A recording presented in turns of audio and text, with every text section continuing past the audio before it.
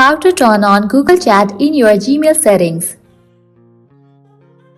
Let's get started. Launch your Gmail app. Here we go. Now at the top left corner you can find 3 bars. Click on it. With that, different options will appear. Scroll all the way down. You will find the option of settings. You have to click on it. With that, all the Gmail accounts that you are logged in right now will appear. Click on the Gmail address for which you want to enable Google Chat. Now over here you're gonna find different options. Under General you will find the option of chat. You have to check in for that option. And with that you have just enabled Google Chat in your Gmail account.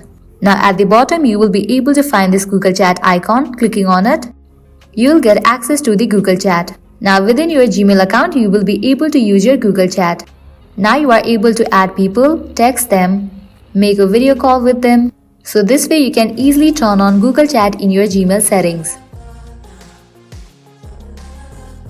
At the end, if you guys find this video helpful, don't forget to like, share and subscribe to our channel. Thank you.